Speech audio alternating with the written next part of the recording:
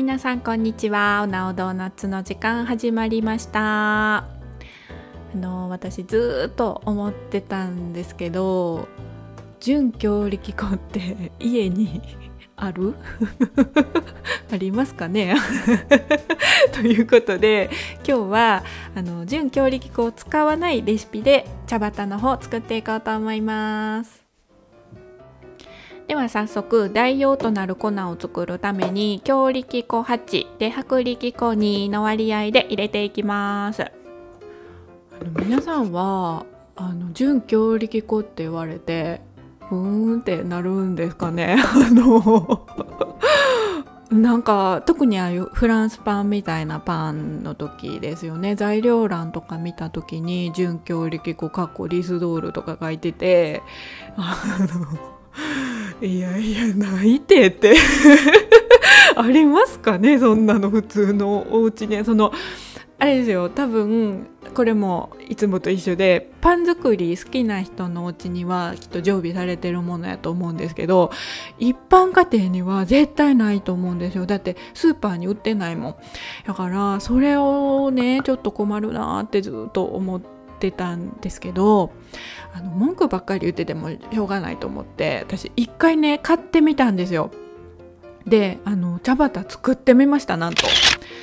そしたらそこそこの出来で美味しかったんですけど、続かないなと思って、それを買ってわざわざ買いに行ってとか、そしたらやっぱり強力粉と薄力粉を混ぜてできるんやったら、それでちょっと作ってみたいなと思って、今日はそちらチャレンジしていこうかなと思います。はいじゃあごちゃごちゃ言ってたらできましたんで、40分置いてからこちらを、手を濡らしまして4回折りたたんでいきます。このビロロンとやって4方向からこんな感じで折っていきます。で、今日はこの折りたたんだらまた40分待つ、そしたらまた折りたたんで40分待つを4回繰り返します。ちょっとだけフィクションの話していいですかねこれフィクションです。なんですけど、私先日スーパー行ったんですよ。で、玉ねぎが3個で298円だったんですね。で、今ちょっと玉ねぎ高いなと思ってて、もちろんお住まいの地域によると思うんですけど、でバラ売り1個100円だったんですよ。そんなに値段変わらへんなと思って、とりあえず1個だけ買っとこうかなと思って1個100円のやつを買ったんですね。でレジに行って、で玉ねぎピーってなった時に35円って出たんですよあれ 100円やったのに35円って出てて、あれこれは言った方が、いやでもってなって、なんか待ってる、そのレジでね待ってる人いっぱいいたし、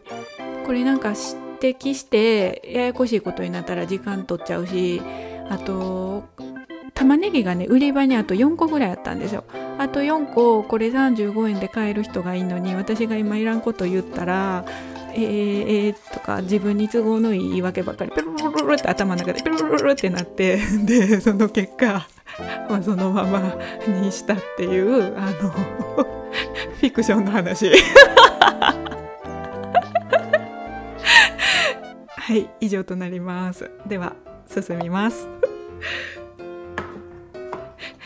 ですね、はい、このいつものピンクのやつ敷きまして、お粉をたくさん振っといた方がいいみたいです。生地がベタベタっとしてますんで、こっちにもいっぱい振っときました。でこれをここにひっくり返します。はいと、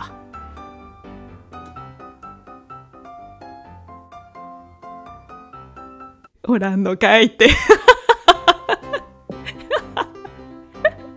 しょうもなこうやってね取って、上の方がちょっとベタベタしてますんでお粉いっぱい振りまして、ちょっとここからノーカットでお送りします。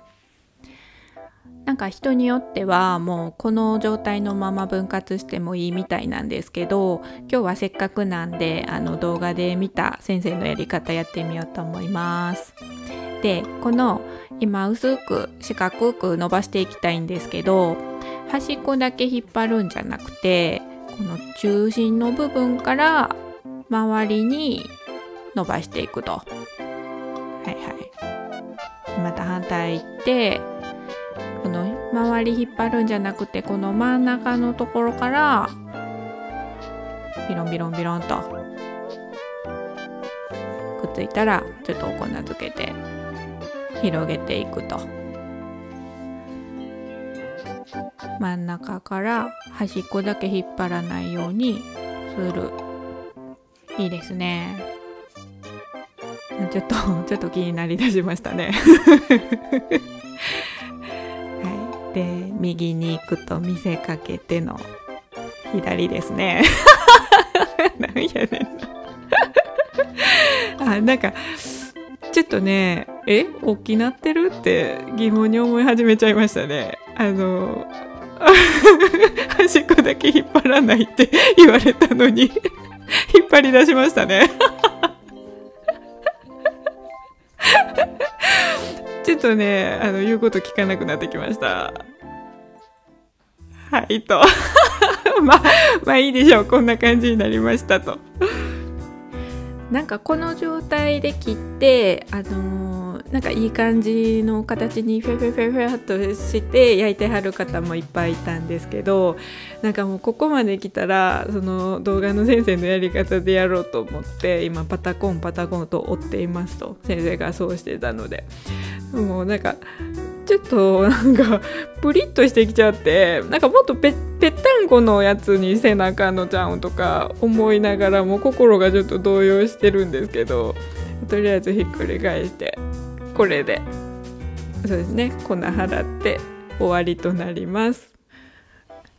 やっぱりね、思ってた大きさじゃないからもう大きさ迷子に今なってますね。4分割か6分割かみたいになって、6分割にしたようですね。ということで、6つに切っていきます。やっぱりなんかこうあれやこれやと途中であっちの方がいいかなとか、でもなんか先生こう言ってたしなとか迷っちゃダメですよね。なんかもうこれでやるって決めたらそれでやらんと、こんな風に中途半端ななんか感じになっちゃうねんなっていうもう焼く前から反省。そしたらですね、余熱で250度で230度で焼いてくださいって言われたんですけど、余熱したらね210度までにしかオーブンがなりませんでした。最後わちゃわちゃしましたけれども、今日はこんな感じになりました。なんか1回目の方がうまくない2回目で下手くそになるとかあるんなんか割れちゃったし、でもこのプリッとしちゃったのは私がなんかちょっと迷って動画の先生の言うことを中途半端に聞いたからなんですけれども、じゃあちょっと観察しましてですね、そうなんかね、皮のパリパリ感とかはできてる感じがしますね。じゃあちょっと中割ってみますね。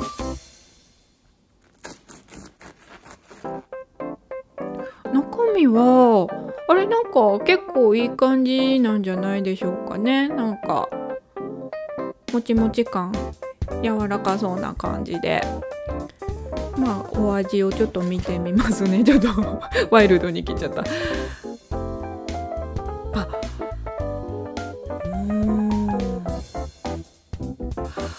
味がしない小麦の味がしないということで、思いつきました。こちらですね。多分これが完成形です。ですね、リスドールで作った時はお店みたいな味になったんですよ。やっぱりその小麦粉の味っていうんですかね、なんですけど、今回のお手製純強力粉やとなんか味が全くしないっていうか、もうそんなことはないんですけど、なんかパン屋さんの味はやっぱりちょっとしなくて、ただ食感とかもちもち感、皮のパリパリ感とかはちゃんとできてたので、こうやってなんか具材を挟む感じで食べたらめちゃくちゃ美味しいんじゃないかなっていう。今日はですね、なかなかゲットしづらい純強力粉を強力粉と薄力粉で代用して作ってみましたけれども、